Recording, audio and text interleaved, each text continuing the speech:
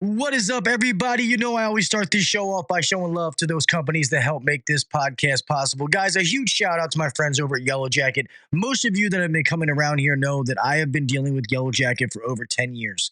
And I don't know if people realize how impactful that is. I could have worked for a lot of different places. They could have worked with a lot of different people, and they do now. Um, but I am super grateful to have the relationship that I have with them. It's not even just the products; it's the people behind the products, the people I know that work there, and they're just truly, truly amazing people. Obviously, it was sad when Mr. Tom Ritchie passed away. That guy was just a mountain of knowledge. But his wife is carrying on the torch, and I'm so grateful to be able to celebrate working with them for 10 years. So I want to cover their new products that they have. A lot of them that you guys know about. Next year at AHR is going to be when Yellow Jacket is going to make some big bangs with some stuff that they have going out that I can't say anything about yet. They're being very, very tight-lipped. But all of these products here, obviously, I'm a tester. I use them.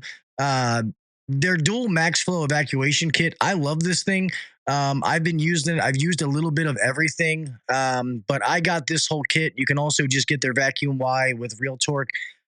This thing is legit. I know most people, especially in residential, you can pull a vacuum with one hose on your suction, put your micron gauge on your liquid side, your high side, and be fine. With this one, I use these two hoses going onto my suction side with the Schrader core pulled out. And then I put my micron gauge on the other side. And my install teams are literally pulling vacuums down to like 100 microns in like 7 minutes. It's absolutely amazing. I have loved it. And it's been working great. Not saying other products can't do that, but I am telling you what this one does do. And we've been using it religiously. Obviously, they have all the hoses out there for the A2L adapters. You can get just the fitting. I personally like having the hose with the left-handed thread. That way, I'm not turning one direction and the other one the other direction. To each his own. They offer both of them. As far as I'm concerned, I don't care what manifold you used. I've always said it. Yellow Jacket makes the best hoses. That's just my opinion, and I'll fight you to the death for it. But they do offer the hoses with the left-handed thread, so you can just change your yellow hose versus having to worry about an adapter every time. Once again, I like that. I like using the hose versus having to use the adapter, but I do have both. Um, a bunch of other cool devices in here with all their wireless stuff. I have some videos with me using them coming out. Let me see if one thing is on here. I'm not sure yet. It's actually not on here, but the Titan Max digital manifold, they have an amazing cover for it that stays on it all the time. It has a Velcro little thing to open up in the front. It's sweet. Mine should be here soon. Um, so it's absolutely awesome. And I think it's only like $40. It's really, really cheap. And like I told you guys before, with their remote data that they're doing with any of their wireless, anything that connects to the YJ app, YJ View app, which is updated and is so much better than it was before, to be honest with you. They've been listening to a lot of the complaints they had. They updated all of it. It's awesome. But now you can share your data. I've been using it with employees. If they have issues in the field, they can send me a code. I can remote log in and see everything that they're seeing in. And all of my guys, they have the psychometrics, the pressure probes, the temperatures, all that. So I can get all the information to be able to help them while they're in the field. Because we all know, some of you guys, when you're in the field, even though someone's trying to help you, you don't always give the right information. So just know that that's there. It's absolutely free. I get what people say. How long is it going to be free? As far as I know, it's going to be free for a very long time. So take advantage of it. Go to the YJack View app and use the remote login. It's absolutely free. With that being said, guys, I always tell you I would never tell you where to spend your money. But if you're looking to update some tools, go give my friends over at Yellow Jacket a look. All right. With that being said, next. Guys, some of the new stock from my friends over at VETO Pro Pack tool bags that just work. Guys, they have a bunch of new stuff out. I know at AHR we saw their magnetic stuff, which is just, it's crazy the stuff they come out, man. I can't even keep up. They have a bag for absolutely everything. It's truly amazing. I'm not in the field as much, I go out and help my guys. I've been in the field more lately. I like updating my bag. I like getting a new one just to say that I have one, and then I'll give my old one away to somebody that works for me. But They have so much stuff out. It is truly amazing. Now, go on their website and check it out. You can buy from their website. Obviously, I always tell you to shop locally. Um, Support your local supply houses. You can also go to True Tech Tools. Use discount code Uncensored to save 6% on your order. Totally up to you wherever you want to buy. But yeah, some of these new things that are out are actually, pretty sweet. I've been using that MB5B bag as my personal tool bag, and I've absolutely loved it. So, guys, we all know there's a lot of tool bags out there. Yes, VETO is not cheap, but they're bags that last. At minimum, they're going to last you 5 years with that 0 downtime warranty. As long as you put a little beeswax or something on your zipper, you're not going to have any problems. So, sometimes you got to pay a little bit more for quality. Make sure you pick the right bag. There's so many different choices to choose from. Get multiple if you can. But all the young guys out there, don't try to buy everything at once. It's not realistic. Yeah, go take a look at my friends over at VETO Pro Pack. Remember, tool bags that work. With that being said, man, let's do the pledge. Let's get on to the show.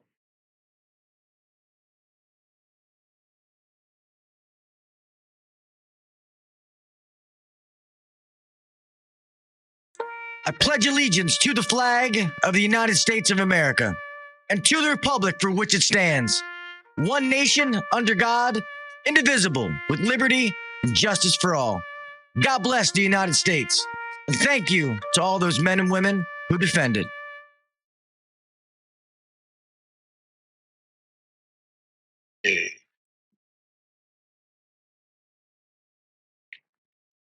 Welcome to the #1 rated HVAC podcast. If you're looking to grow in the HVAC industry, then you're in the right spot. Blue collar people talking about blue collar shit. Let's get better together. So turn up the volume, buckle your seatbelt, and let's welcome your host, Gil Cavey Jr.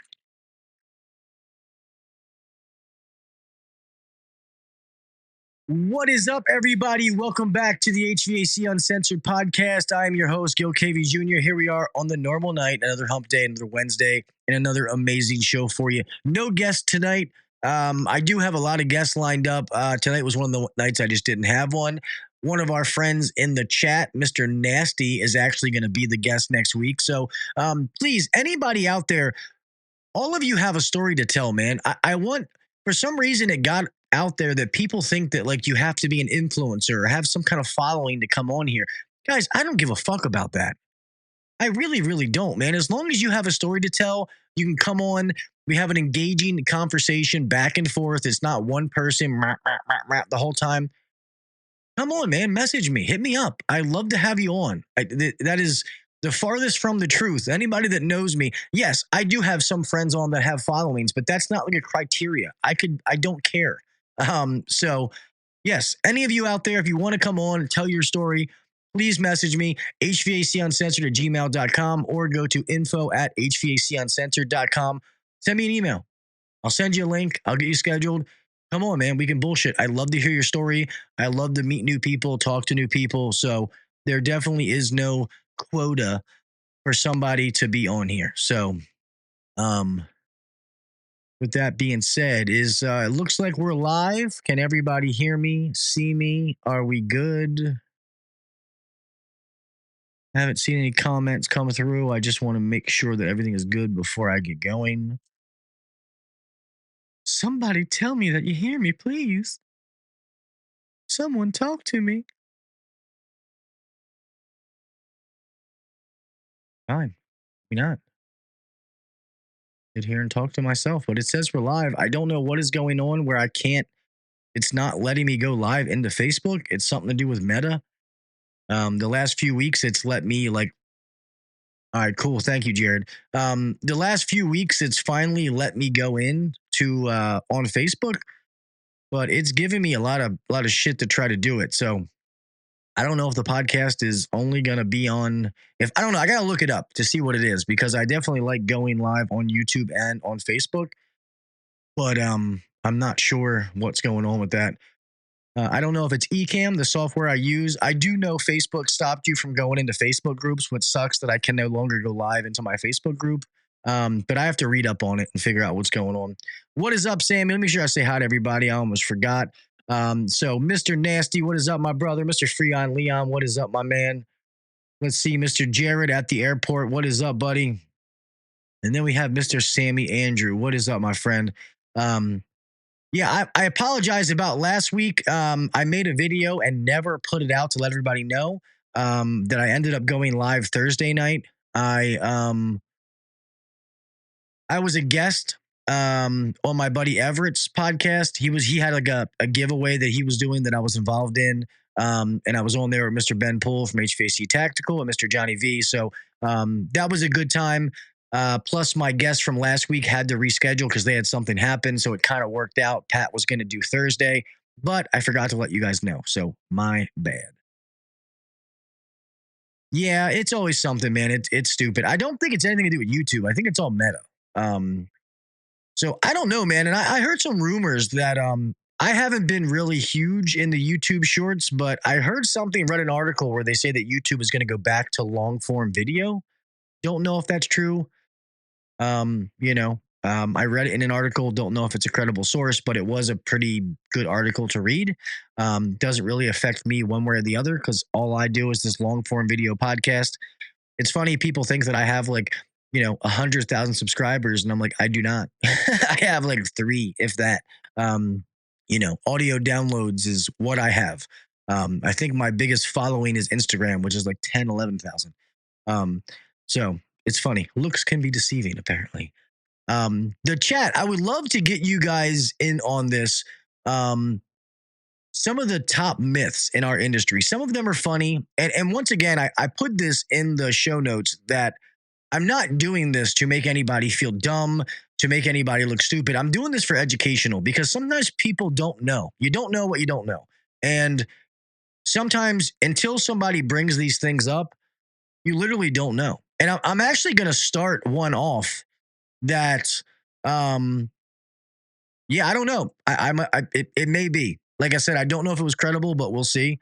But sadly, short form content is kind of how everybody is consuming content. The masses are. I get it; it's not for everybody, but I've even done it with some videos I've put out where I've done the whole A/B testing, and the shorter video actually normally does better because I hate to say it, people are like sheep. It's just like, oh, like me, flip. Um, you know, I'm so glad that you brought that up, Jared, because I don't know if a lot of you saw Mr. Ty Branneman's video. Ty is going to be on the podcast shortly as well. And this is one that I'm going to start off because I used to be wrong. I was one of those people that I thought, hey, man, a hard start can only help. It's not going to hurt the system. And guess what? I was wrong. I am man enough to sit here and say that I was 100% wrong. And we can talk about it. I do highly suggest that all of you go to Mr. Ty Branderman and watch his video. He explains it to a T. I'll try to do the best that I can. But especially like back in the day when we used to have the recip compressors, like, yes, hard starts were needed. That's when you used to have lights dimming, stuff like that. Normally now, if you have lights dimming, that is not, that's not the reason why. Normally there's another reason. It's wire related, something like that. But with these scroll compressors and how they already come unloaded, they don't need a hard start. Copeland, LG, a lot of the manufacturers tell you that they don't want you to put one. If you have one that's locked up and you're trying to start it, okay, I can maybe see that. But if you're out there and you're trying to upsell it, I get what you've been told. I used to be that person. Like I said, I'm willing to admit that I was wrong. But what's happening is we are destroying that start winding, especially when the most common part on an HVAC system to go bad is the capacitor. Most of those, and Ty says in his video, I don't want to feel like I'm stealing his thunder, but I had actually learned a little while ago, but Ty's video kind of just hit home. And because I was wrong, that capacitor fails, and the back EMF is not taking those 521 relays out, and that thing is just sitting there pounding that start relay. You know what I mean? People are sending back these warranty compressors, and the start windings all burnt up, and that's why we're causing that problem. So Yeah, and I used to do them all the time. And yeah, you live and you learn, man. That's all it is. You take it, you take a little bit of humble pie, you learn and you move on. Like I said, does that mean that I'm saying that they don't still have a place? Yes, they do.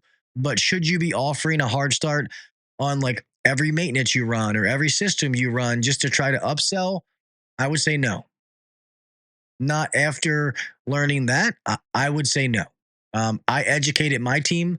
I told them in a service meeting. I went over it. I even showed Ty's video.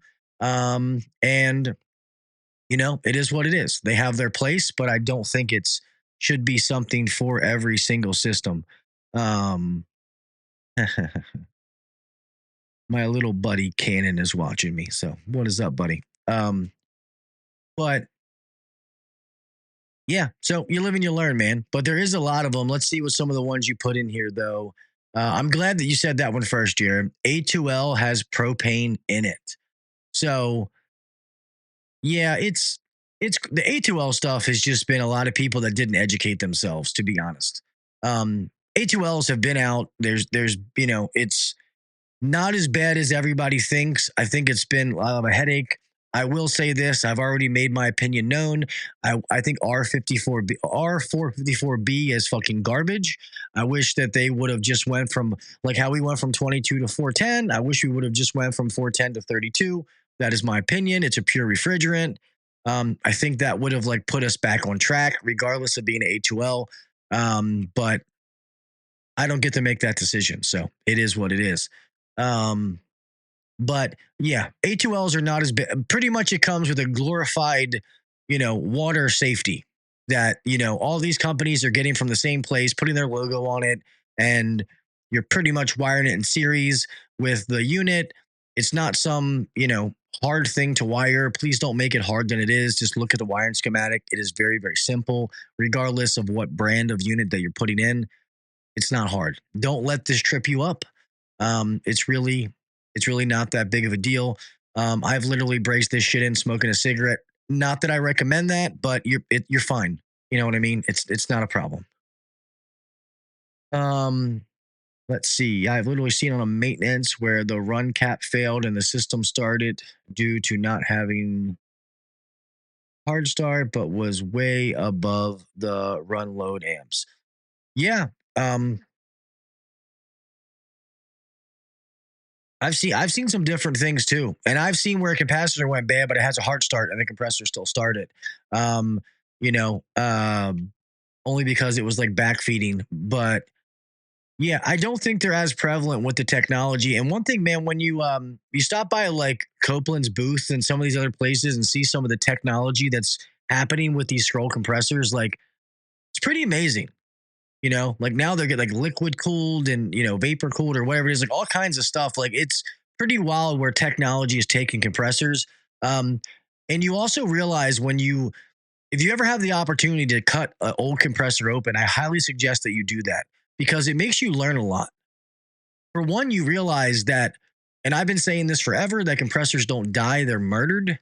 Um, Something causes them to go bad. They are designed very, very well.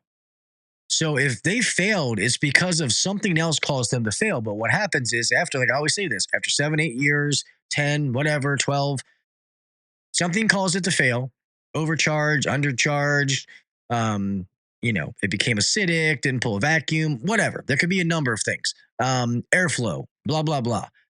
The compressor fails, which is a symptom of something else. We change the compressor, the unit starts to cool again, starts to heat again, whatever it is. We move on, but we did not solve the problem. I promise you. That compressor is going to fail again. It's just normally customer is going to replace that system before it fails again.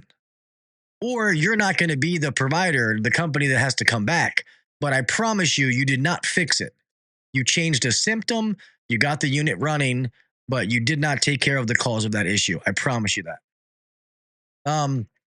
I made some notes. There's a lot of little ones that a lot of you guys nice. A lot of you guys know. Some of these are going to be more for homeowners. But where people think that bigger units are always better. That is not true. I know there's those people out there that 5-ton everything. which is not the case, and you wonder why you're short cycling or you're not dehumidifying, um, there's a reason that we do load calculations and they have different size systems. Please do not 5 ton everything. That is not the case. And get it right. Do not just, oh, I think it's close. I'm just going to add I'm just going to oversize it a little bit to make sure it's enough. No, too big is just as bad as not enough. Uh, do not oversize a system. Learn how to properly size, learn how to do a manual J, learn how to do load calculations. It is not that hard. If you put a little time and effort, there's probably a bunch of free resources online that you can learn how to do a load calculation. All right. If you're really interested, pay for a course. Get a software. Do something to make sure you're right. That's the thing about our industry. There is a science to everything that we do. You don't have to guess. Ohm's law when it comes to electricity. This equals this, blah, blah, blah, blah. You know what I mean? The refrigeration cycle, pressure temperature relationship. Like, there is a science to everything that we do that you don't have to guess. And to be honest, you shouldn't be guessing. Does that mean you don't ever take a gut feeling when diagnosing something? That's not what I mean. But if you want to be good at what you do, my buddy Mr. Ben Poole always says this: master your craft. Learn the why behind the what. Stop guessing. And I'm not going to sit here and say that I've never been that guy, because I was. And then eventually I got sick and tired of not knowing. And that's when I stuck my, head in the books and wanted to learn everything that I could. I got sick and tired of going up to units and not knowing stuff. But most people have heard my story, so I'm not going to go back in that again. But on here, it says the fact oversized units based on manual J load calculations run in short cycle, reducing efficiency, failing to dehumidify, and causing excessive wear. Another myth: turn off the AC while away to save money. How many times do we have customers that they're like, oh, I normally keep my thermostat and AC set to 72, but when I go to work, I set it up to 85, 90, and I get it to come back down before I go home. That way it's not running all day. All right, well, we all know that that's horseshit. All right. When you are heating and cooling a space, you are heating, cooling everything: the floor, the furniture, the cabinets, the countertop. It is going to cost that customer less. I don't know why I keep looking at the light and not the camera. It is going to cost that customer less money to maintain 72 degrees than it is to try to make up that 15-degree gap. All right. Educate your customers. That is not saving them money. Please don't let them do that. I get it if you go on vacation and you normally have it set to 72 and you set up like 78. Okay, I get it. I'm probably okay with that. But on a daily basis, your system having to make up that 10, 15-degree swing is not good for your system, and it's not saving you a penny. I promise you. If anything, it is costing you more money. What is up, Mr. Zeke? How you doing, brother? It says, fact, letting your home get too hot makes the system work harder to cool it back down later. It is more efficient to adjust the temperature by only a few degrees using a programmable thermostat. Well, that's fucking Google. So, here's one. Everybody knows this one. Myth: closing vents in unused rooms saves money. Does it? Fact: this increases pressure in the ductwork, causing leaks and reducing system efficiency. That's not how that works. Most residential supply registers do not seal 100%. They have leakage. They're going to leak. And people tell this in townhomes all the time. Oh, well, close off the basement vents and it's going to force more air upstairs. Bullshit. Bullshit. Bullshit. That's not how it works. Does that mean maybe you might not increase a little bit of velocity somewhere else? Okay, maybe. But I always tell people this: if you have an 8-ounce glass of water and I have a pitcher, I'm only going to fit 8 ounces of water in that 8-ounce glass. I can keep pouring water in it, but I'm never going to get more than 8 ounces. All right. So if you have a 6-inch duct, which is rated for what, 75, 100, I should know this, whatever CFM, I can increase the velocity a little bit, but I'm not changing the CFM that's going through there. Um, normally you're hurting some other place. A lot of these old ducts, I've seen some amazing conversations, man, where people they start sealing up some of these old ducts that like they ran forever with leakage, and now their static pressure it just goes through the roof.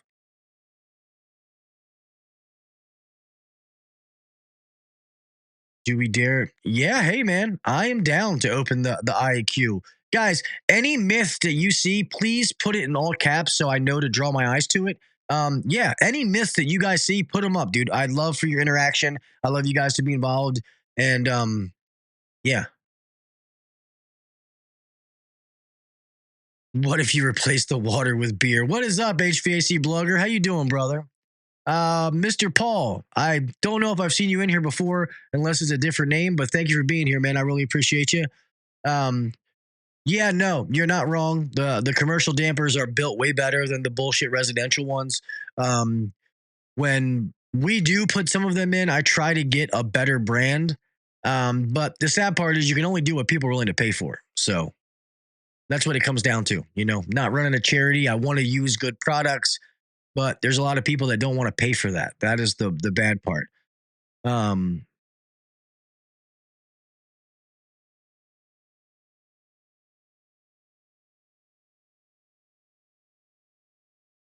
Sorry.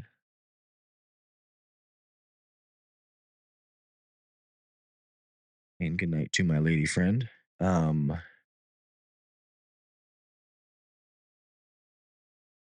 Jazik says, learn how to measure and engineer good duct. Exactly. Once again, when I go back to before, like there's a science to what we do. You don't have to guess.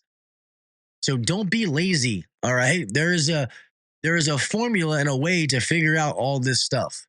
Um, I remember when I was young and I used to watch these older guys like design ductwork, and I was like, these guys are fucking geniuses, man. How do they know it should be 16 by 8 and then go down to 12 by 8? Like, man, like, how do they know this? And the guy's like, a duculator, like right here. So it's funny. You live and you learn. That's why I always say at the end of every show, man, keep trying to better yourself. Keep learning, keep trying to give back, and then just keep getting better. There's never a time when you should stop learning. I don't care how long you've been doing it. There's a lot of people in the chat been doing this. I mean, I've been doing it 25 something years. I know Mr. Zeke is in there. A bunch of these guys been doing this forever, and you never ever stop learning. So if you're listening to this audio wise, please take that. 25 SEER pays for itself in energy savings. That's a good one, Sammy. That's a good one. I like that. That is bullshit. All right. Even when you sell higher SEER equipment. So, do I believe in higher SEER equipment? I do personally. I have had higher SEER. I've had inverters in my house. I do believe in them. But I will say this, they are not for everyone. Inverter technology is not for everyone. So make sure that you know your customer. But remember, we all know what SEER means: seasonal energy efficiency rating or seasonal energy efficiency ratio. However, whatever you call it. That means that over a season, that is what that unit gets. I always tell my team, when you sell these systems, you sell them based on comfort, not efficiency. I promise you, you're going to have customers calling you with pictures of a utility bill saying, hey, you piece of shit, you told me this is going to save me money and my bill didn't change, or it's only down $50 or whatever. Don't do that to yourself. All right. You should be telling people these systems will make you more comfortable than you've ever been while using the same or maybe a little less, or consuming the same or a little bit less power than your typical standard single stage system. That's what you should be telling people. It's comfort. All right. A lot of people don't realize that inverter systems run all the time. They don't shut off. I have a customer now. He's like, yo, man, this thing never fucking turns off. I'm like, yeah, I know, sir. Remember, I told you about that's how inverters work. It's not, it doesn't always shut off. It's going to get close to set point. It's going to ramp itself down, and it's going to keep running to try to make the temperature even. It's based on comfort. Also, another thing that people don't realize when we're on this topic is I always say if you have a scale, if you have efficiency and you have comfort, you cannot have both. As one goes up, the other one goes down. As a system becomes more comfortable, it's less efficient. As it becomes more efficient, it's less comfortable. You got to be able to find that happy balance for your customer, and everybody's the same. Also, because being comfortable is subjective. This customer may like 72 degrees, where this customer may like 68. So it's not a one size fits all.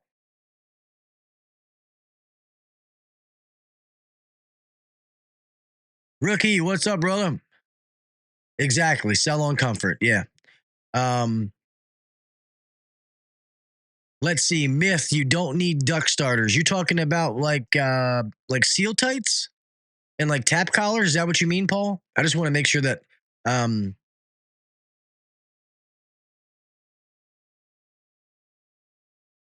exactly. And a lot of people don't realize that, man. They go in, they tell these customers, like, this is going to be the most efficient system ever. It's going to cut your bill in half and you're going to be comfortable. This is going to be great. It's just, that's not true. It's just not realistic. I've been behind these customers where they're like, dude, the guy, the sales guy, and I'm not talking about sales guys. I'm just saying what happened. Um, you know, on my soapbox, shut your mouth.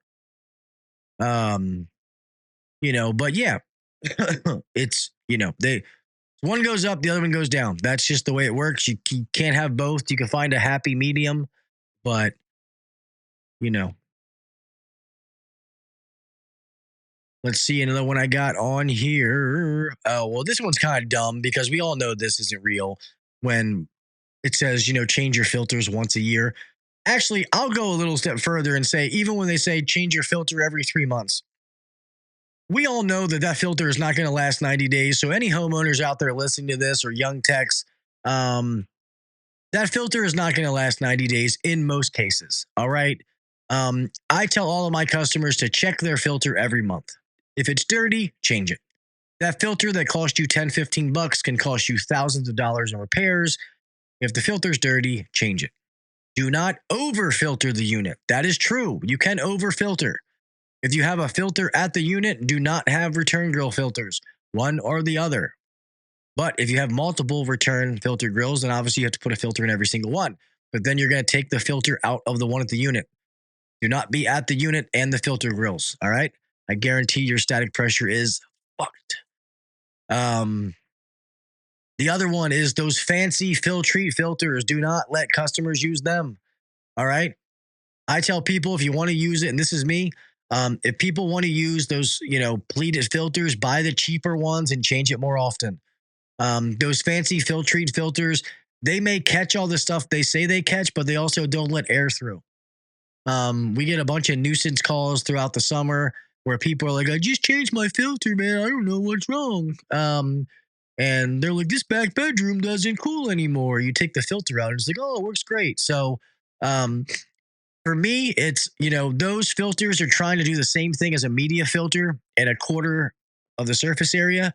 So it's so thick, it doesn't let air through. I do believe in media filters. I am not huge on the electronic air cleaners. Not saying they don't work. I just don't think they're not worth the $2,000 they cost. I've been a big media filter guy. If you get the right one, I love the older style April Air one with the fingers on it. I know people hate changing those filters, but that thing was a beast. I mean, that's just me personally. I know people convert them over now to the box filters and stuff, but I think that old April Air with like those little plastic fingers, I get it. Changing that accordion style one was kind of a pain in the ass, but the filter itself was a fucking beast.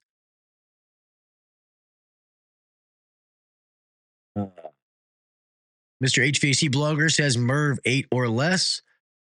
Yep. Just make you replace it monthly. I agree. And I also always tell my customers, buy your filters in a 3-pack, a 4-pack. Don't buy them one at a time. I get it. Life happens. I mean, a lot of us that do this for a living, we forget to change our filter. Here I just, I'm in a rental. This is in my house. It's a 16 by 25 by 1. So I just bought a pack and I leave it over there, and I have a timer on my phone. But at my old house that I moved from, I had the media filter, and I would order it. I had it on auto ship. So I just knew whenever the filter showed up, I'm like, oh shit, it's time to change it. And I do this for a living, own run a company, but it happens. I get it. Life happens. So I try to do that to make it easier for our customers. Or you can also use a company like Jackson Systems, who is a sponsor of the show, where you can put a little QR code on the unit. They can scan that, go buy whatever filter they want, and they're going to send it right to your customer's door. And you're going to make a couple of bucks off more of the filter because you set the price. Uh, let's see some of these other ones. All right. Here, see if you guys like this one. If it ain't broke, don't fix it regarding maintenance. How do you guys feel in the comments? I'm going to read some of them so the audio listeners can, they're not seeing your comments. How do you guys feel about maintenance? In the comment, if it ain't broke, don't fix it.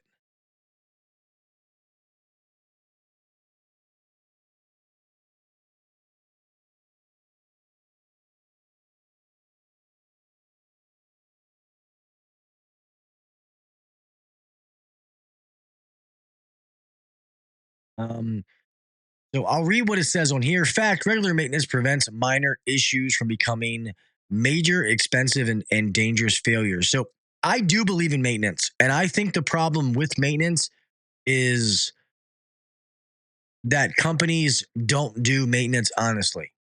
That people go out there, they do their drive-by temperature readings. They don't check anything.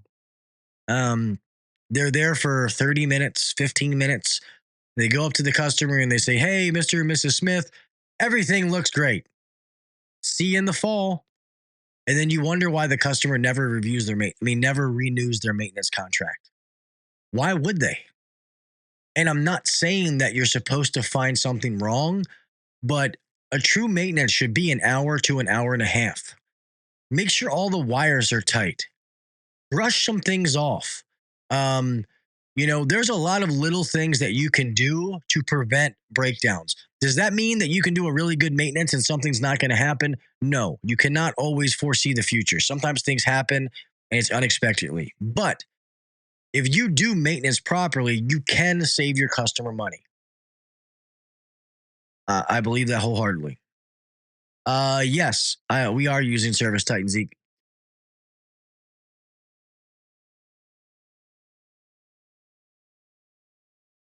See, Mr. Jarrett says, okay, I'm sorry. Let's see. I don't believe in it. These systems require maintenance. Yep, I believe. Mr. Rookie says integrity is lost these days on some. I agree with that as well. Mr. Jarrett says, I've never seen a properly installed system in Arizona that didn't need some kind of repair that should have been done when the unit was installed. Can't say I don't agree with that one either.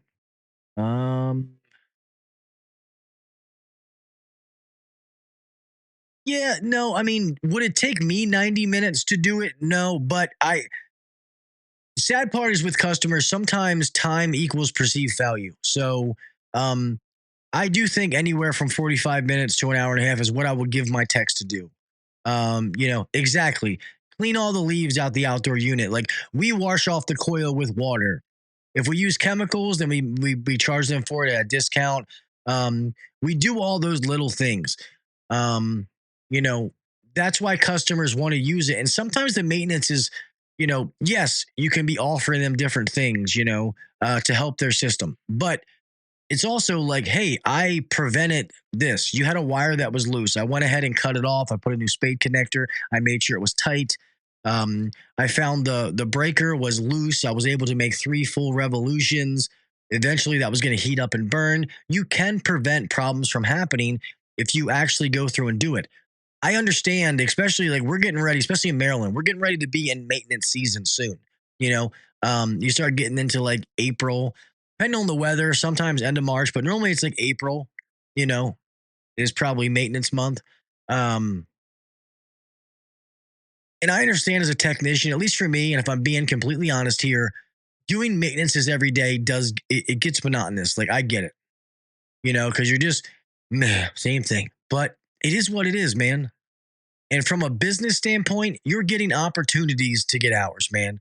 Go take care of your customers, do them an hour a piece, fill your day, do something good for the customer, and then go home.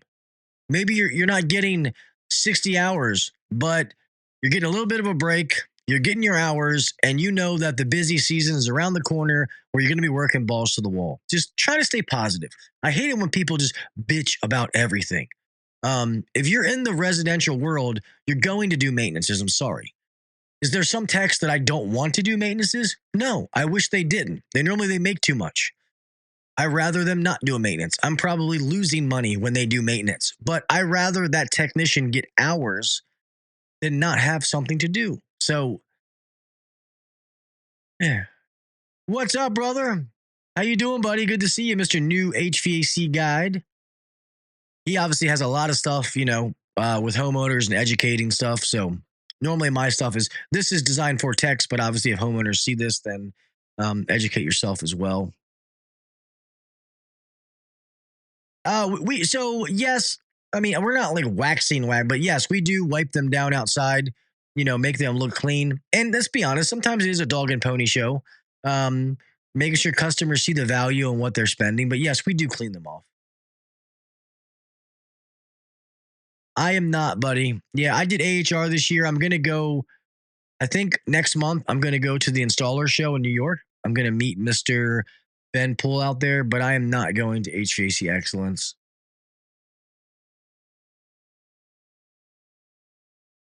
Let's see. Yeah. Here we go. Myth.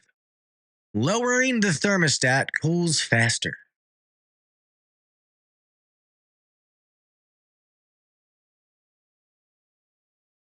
Does that work? Let's see what Google says. Fact. An AC works at one speed. Setting it lower just means it runs longer, potentially freezing the system. I don't know if I necessarily believe that comment, but um, it definitely doesn't just cool like that. And I love the customers that tell me they can feel 1 degree.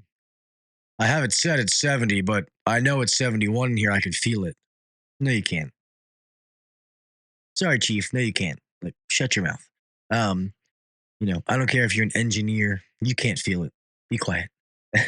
It's funny. Or I've said it before when people call in and tell me they smell carbon monoxide. I'm like, all right, what are you, one of the X-Men, a Marvel character?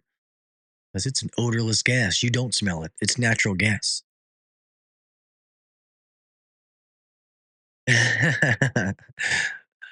So Mr. HVAC rookie dump trucks says that's my favorite thing when Resi customers tell me that all I see is dollar signs in my eyes.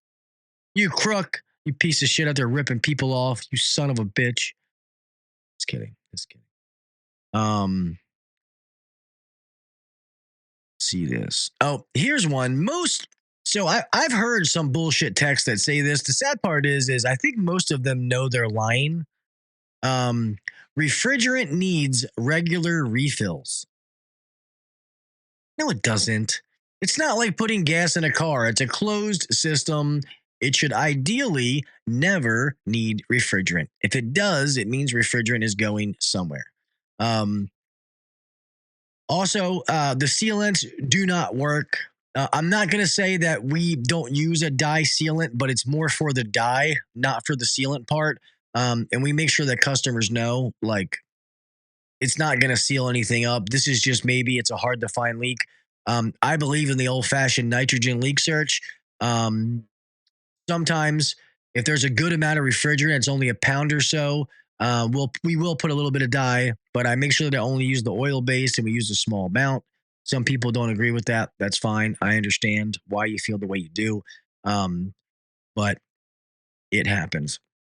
Mr. Jared, well, on an inverter system, increasing the difference between the set temperature and the return temperature will make the unit cool faster by ramping the compressor faster. Well, yeah, no, you're not wrong, but it's gonna. So yes, it's gonna ramp up to 100%, but it's as far as that system is concerned. Yes, by ramping up, it's gonna bring the temperature down quicker in the unit size, but it's still going to take a certain amount of time to bring that temperature down. Whether it's running out, it doesn't really matter. So I think that's what they mean. I get what you're saying, but I understand the point they're trying to make. Just because you set it down doesn't mean it's going to happen like this. Once again, when we take temperature down or rate, you're cooling the entire space, the carpet, the couch, the floor, everything. Oh, just being a smartass. Okay, gotcha. I was like, what the fuck's he talking about? um, Mr. Zeke, we have a tech around here tells customers the refrigerant evaporates and needs replacing. Oh, no, he doesn't work for me. That is crazy. These people, need some Freon, need a little Freon. Yeah, that's funny that there's a lot of people that think that. And it's funny, I used to always tell people, I'm like, no, it's not like putting gas in a car. Ideally, you should never need it. It's a closed system, yada, yada, yada. And I'll say, when's the last time you recharge a refrigerator? Most people are like, oh, that makes sense. There's one time a guy's like, oh, shit, well, they were out here like 2 weeks ago, charged it up. And I'm like, all right, well, that backfired. But normally, most people are like, oh, okay, that makes sense. It's an analogy that they can understand. Yes, fact, refrigerant is not consumed like fuel. If it is low, you have a leak that needs to be repaired. Just add a refrigerant, it makes the unit cool better, right? Heat transfer happens at a set rate. Yeah, exactly.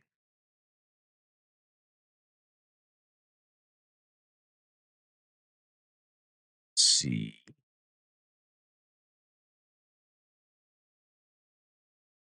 Doing a deeper dive in Chat GPT. Myth. Ceiling fans cool the room. Fact. Fans cool people, not spaces. By creating a wind chill effect on the skin, they do nothing to lower the actual air temperature. So they should be turned off in empty rooms to save electricity. Yeah, I always tell people, fans just blow hot air around. It's not going to make you cool. It's better than nothing, but it's not going to cool the space. Another one, it's funny that a lot of technicians don't realize that we don't actually cool the air.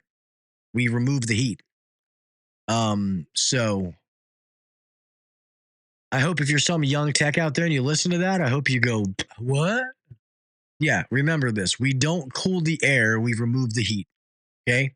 The indoor coil absorbs it. Okay. Oil's off. We therefore take the refrigerant outside, condenses down, releases. We dissipate the heat outside where we don't care. We repeat that cycle in a nutshell. All right. Let's say, what about if you put in a bigger unit, oversized so it cools better? If you were here on time, we already covered that. So, yeah, we talked about that in the beginning.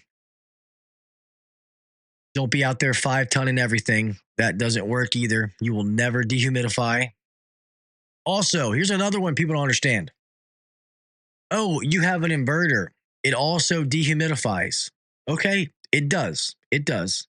But it will always be an air conditioner first. And it does one or the other. It cannot do both at the same time. All right. It's always going to satisfy the temperature first. How these inverters work, especially the communicating system, it will get close to set point. An algorithm that's built in there is going to say, okay, I'm taking care of the sensible. Let's go try to take care of the latent load. It's therefore going to slow the indoor fan down. It's going to slow the compressor down, let the indoor coil get really, really cold, and then start trying to wring out the humidity. While it's doing that, it is not cooling the space. It is not taking care of the sensible load in the house. It is only taking care of the humidity. It is only dehumidifying, only taking care of the latent. It's going to do that for a little bit. And to be honest, you might even see the temperature rise a little bit. Then it's going to switch back over. That's how they work. And if you go to a customer's house and they have a true humidity issue, I promise you this, don't do this to yourself. Selling them a fancy inverter system is not going to take care of the problem. I've been there, done that. Customer was furious.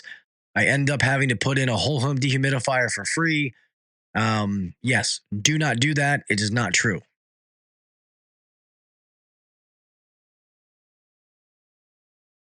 Uh, Sorry, out there in California. All right, Jared, safe travels, brother. Have a good one, buddy.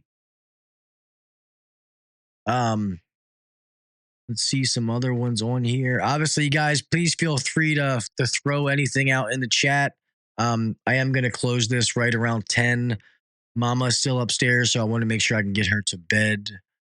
Um, let's see.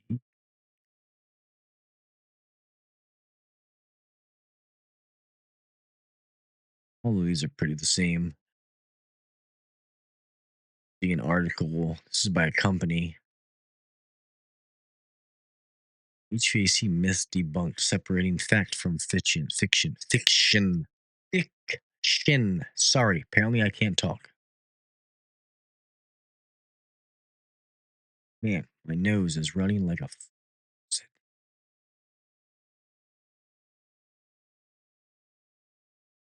Yeah, and it's funny that just add more refrigerant, it cools better.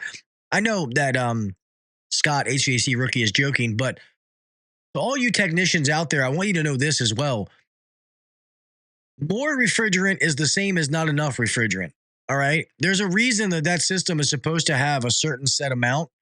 You know, the system comes with a certain amount, and based on the line set, it's supposed to be a certain amount. Like overcharging is just as bad as undercharging. Like don't be careful with these rule of thumbs because sometimes they're just going to screw you.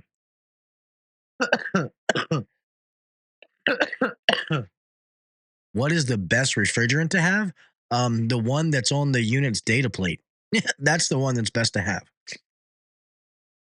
Um, I won't get into. I mean, R22 was very easy to work with. I'm fine with R32.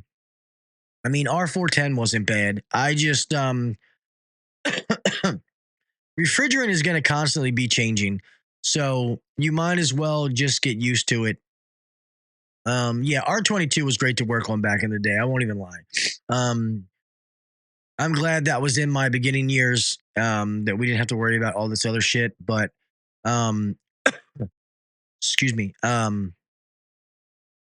But yeah, the refrigerant, like, don't get hell bent on, man, these A2Ls, blah, blah, blah, bitching about refrigerant. Like, guys, they're going to keep changing.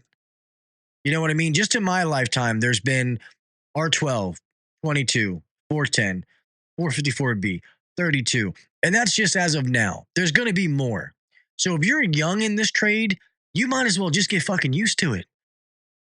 The government is going to keep changing it every so years. They're going to have phase outs. There's going to be something, the latest and greatest. Sitting around bitching about it is just not going to help anything.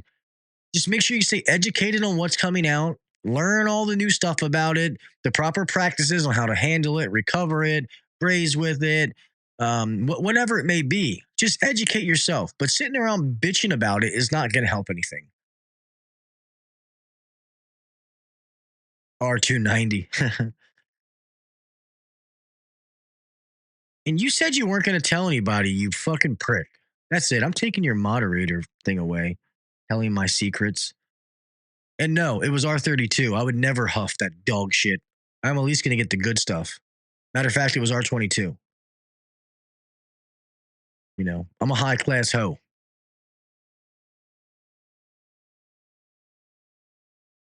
I actually wasn't even there this year, bro.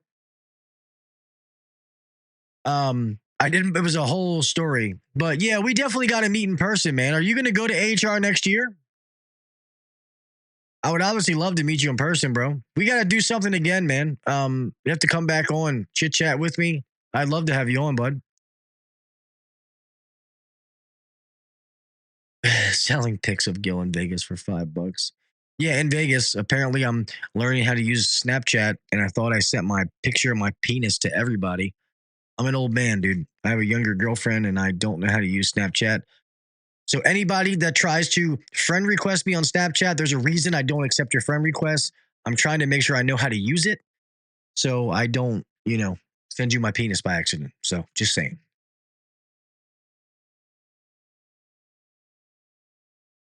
Yeah, Chicago blows, man. I'll be there. I wish they only did warm weather states. Chicago was fun. Don't get me wrong. Me and Scott had a good time in Chicago. One steakhouse was horrible. It was the worst $350 spent on a steak dinner. But yeah, it does suck being cold there. I wish they only did it in like, as far as I'm concerned, they could just go Vegas, Orlando, Vegas, Orlando, Vegas, Orlando, back and forth. And I would be happy. Obviously, Atlanta is near and dear to my heart because that's where I won HVAC Podcast of the Year. But, Mr. JPM Barron, thanks for being here, man. I don't remember ever seeing your name, so thank you for coming. I appreciate you. Hope you come back. I'm here every Wednesday, 9 p.m. Eastern Standard Time, so come check it out. I have some amazing guests lined up. Mr. Ty Branderman will be on. Mr. Craig Migliaccio, AC Service Tech. I'm going to do a live podcast in New York with Mr. Ben Poole next month. Next week, Mr. Nasty, that's normally in the comments. I don't know what the fuck Nasty's doing. Probably stroking his beard or something. He is actually going to be a guest on the podcast next week. And I said this in the beginning. I want to say it again. Yes, I get it that some of the people I have on here are influencers. They're podcasters. They have a following. But you do not have to have some kind of following to be a guest on the show. I don't know where that myth got out, but it is not true. Anybody that has a story to share, a story to tell, I would love to have you on. All right. Obviously, come on and just, don't be fucking weird or nothing. And make sure it's a dialogue back and forth. But yeah, I love to hear people's stories. Everybody has one. How you got into the trade, like your path, your journey. Like, I love hearing that kind of stuff. So please, it is not true that you have to be an influencer or have like a certain following to be on the podcast. I've heard that from some people, and that is just, I don't know who started that, but it could not be further from the truth. It is not true. Shut your fucking mouth, Scott. Yeah, and if you ever want to be on the show, email me, hvacuncensored@gmail.com, or go to info@hvacuncensored.com. Yeah. I'm willing to have a good conversation with anybody. I like talking to new people, bringing new people on. I just don't bring Scott on because people can't deal with his hands in person. Yeah. That rolls a lot of people out. No, like even you, Zeke, you got a story to tell, man. You've been in this trade. You have a story that people would listen to. It's not, it's not true of being an influencer. Just pay the appearance fee. Shut up. I used to do that. I would let companies come on here and I would charge them an astronomical fee to let them come on. And those shows sucked. They were horrible. I'm not doing it anymore. So check payments made out to rookie. You mean HVAC crook? And sorry I didn't call you back last night, Rook. I was on dealing with a customer. I'll call you tomorrow and tell you what I've been dealing with. But yeah, probably gonna have to get lawyers involved and shit like that. So never any fun. I'm hoping we can work it out. I think we're gonna be able to, but we'll see. We will see.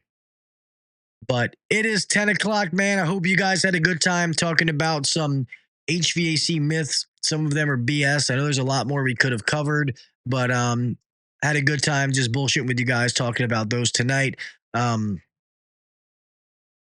We had a decent amount of people in the chat tonight. Once again, I apologize about last week. I made a video to let you guys know, and I did not put it out. But last week I went live on Thursday night. I was a guest on another show on Wednesday night. So my apologies for not letting you guys know. But thank you guys for being here live, dude. I really do appreciate you. Like to see the new names in here, new faces. I hope to see you guys back next Wednesday, 9 p.m. Eastern Standard Time.